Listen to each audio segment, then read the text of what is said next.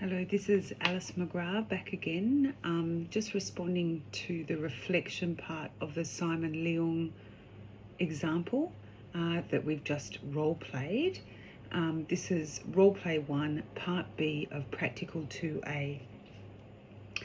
And this requires me to look at what have you written in each section of your counselling notes.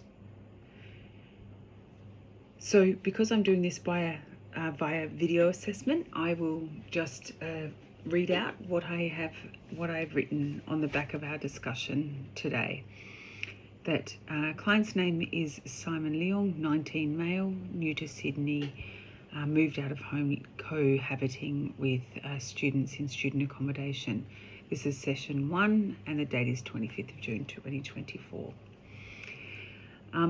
What we've listed is, in terms of the goals, I've broken them into short-term and longer-term as I heard them, improving his confidence in decision-making for a short-term situation, noting that he wants to make it says improve decision, reapproaching another girl, Nina. The decision-making is time-bound, and the next longer term goal will be to build his confidence more generally in social situations. I've noted as a counsellor that at one point in the conversation, Simon saw a possible role for the counsellor to fix his anxiety, of course, which I've addressed later in the discussion in the role play. Topics discussed and outcomes. Simon characterises himself as an anxious person, noting he has issues with classmates, and which has increased since he's moved into uni. So we did focus on that transition from home life in Wagga Wagga to uni life. And we also discussed, and what I've taken notes on is the students seem more confident around this notion of his confidence plummeting and other students being more confident. And what we've done is we discussed, and I gently challenged him using a decision-making tool and challenging and reframing, looked at other possibilities of analysing that type of perception, and that we may express our supposed confidence in different ways, and in fact our lack of confidence in different ways. The other notes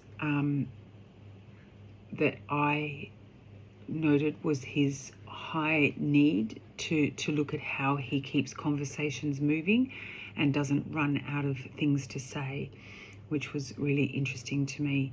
If we move on to interventions and strategies, what I sort of looked at was using a decision-making tool,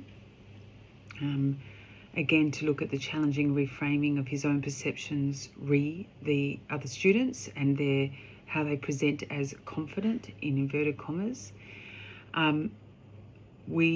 As I presented, that was for the shorter term issue, certainly the presenting issue around asking Nina out, looking at less confronting options and looking at really practical ideas in an exchange and a shared decision-making, sort of in a way where I encouraged him to make a decision to look at having a coffee outside the university classroom, in a very informal way, as a first baby step, as he called it. Other things that I then moved on to was saying that in future courses, what we would look at is more of that broader context around building confidence, looking at relaxation methods and the notion of role play to help him with sort of working through challenges in conversations with new friends and peers. For the next session, I've noted on my notes that we have discussed all of the dates, and that we would have a session quite soon after his first initial contact with Nina. So we've plugged it in for the following week. where we will then just set out some of those initial goals that we've set out in relation to building confidence. That's where my notes are at the moment. Thank you.